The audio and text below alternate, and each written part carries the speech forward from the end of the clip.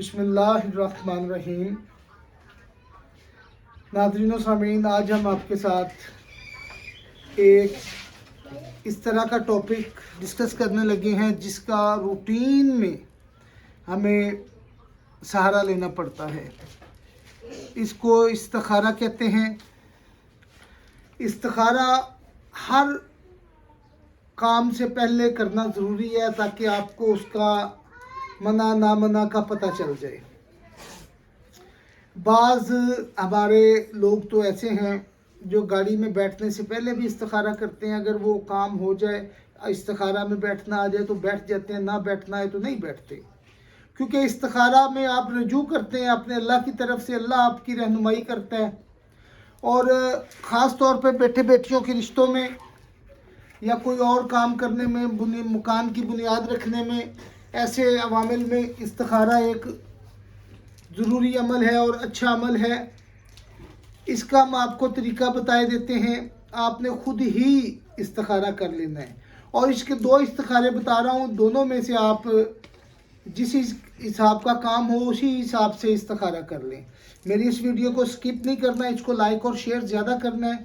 جو میرے چینل پہ پہلے ہیں انہیں چاہیے کہ اس کو سبسکرائب کر کے لائک اور شیئر کریں، بیل آئیکن کو لازمی پریس کریں کیونکہ آنے والی نئی مستفید ویڈیو آپ کو مل سکے۔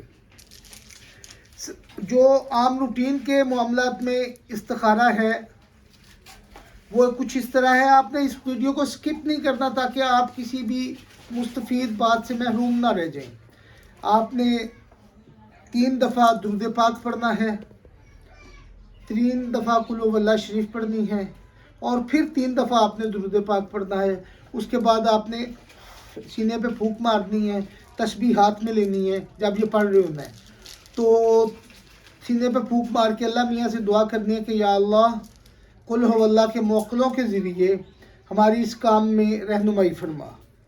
اور عمل کچھ اس طرح کرنا، جب پڑھ لینا تو یہ کر کے تسبیح کو آپ نے ایسے ہاتھ پھیرنا جہاں پہ آ کے رک جائے، اس طرح جتنے دانے ہاتھ میں آ جائیں ان کو اس طرح پکڑ لینا ہے۔ اب پکڑیں تو ایک ایک دانے کو آپ نے اٹھانا ہے، جس طرح میں یہ اٹھا رہا ہوں، یہ ایک ایک دانہ میں اٹھا رہا ہوں۔ اب جس کام اس میں اب باقی سینٹر میں کچھ نہیں بچا، اب یہ کام اگر یہ اس طرح کی سچویشن آئے تو یہ کام آپ نے ہرگز نہیں کرنا، کیونکہ اس میں آپ کو ممانعت آ رہی ہے، اس میں آپ کو منع کیا جا رہا ہے کہ یہ کام آپ نے نہیں کرنا۔ اگر یہ تسبیح ہے، اس کو میں ایسے لا رہا ہوں، یہ دیکھیں،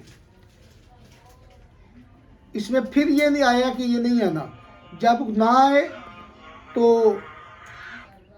وہ آپ نے کام نہیں کرنا۔ اگر اس کے سینٹر میں ایک دانہ آ جائے تو وہ کام آپ نے لازمی کرنا ہے، وہ کام آپ کے لیے مثبت ہوگا اور اچھا ہوگا۔ اور دوسرا استخارے کا طریقہ میں آپ کو بتایا جا رہا ہوں کہ رات کو سوتے وقت آپ نے اگر کسی بچے کا رشتہ یا مستقبل کے بارے میں کوئی فیصلہ کرنا ہے یا کسی شخصیت کے بارے میں آپ نے استخارہ کرنا ہے تو وہ کچھ اس طرح ہے کہ آپ نے